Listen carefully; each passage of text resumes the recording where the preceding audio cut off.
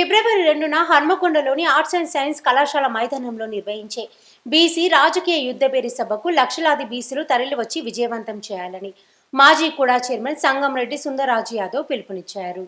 శుక్రవారం arts and science college మైదానంలో బహిరంగ సభ ఏర్పాట్లను బీసీ నాయకులతో కలిసి పరిశీలించారు.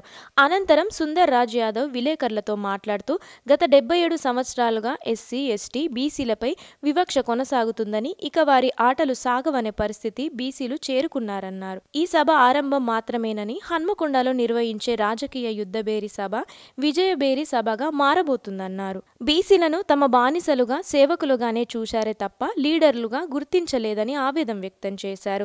సేవకులుగానే చూశారు తప్ప లీడర్లుగా గుర్తించలేదని ఆవేదన వ్యక్తం చేశారన్నారు.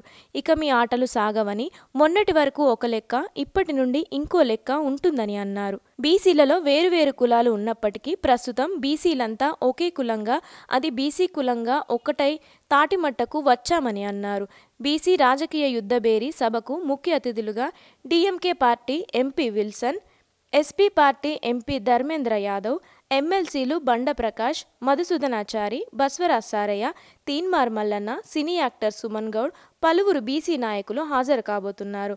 ఖమ్మం, నల్గొండ, వరంగల్ ఉపాధ్యాయ నియోజకవర్గ ఎమ్మెల్సీగా ఇండిపెండెంట్గా మీ ముందుకు వస్తున్నానని ఆశీర్వదించాలని సుందర్రాజ్ యాదవ్ అన్నారు. పల్లబోయిన అశోక్ మాట్లాడుతూ రాజకీయ యుద్ధభేరి సభకు వరంగల్ జిల్లా గ్రామాల నుండి స్వచ్ఛందంగా తరలి వచ్చేందుకు సిద్ధంగా ఉన్నారన్నారు. ఈ సభ తర్వాత తెలంగాణలో రాజకీయ మార్పులు రాబోతున్నాయని, ఈ కార్యక్రమంలో పలు కుల సంఘ నాయకులు, తెలంగాణ రాష్ట్ర గౌడ సంఘం రాష్ట్ర నాయకులు యాదగిరి గౌడ్, వేణుగౌడ్, పులి రజనీకాంత్, వేణుగోపాల్, కుమారస్వామి తదితరులు పాల్గొన్నారు.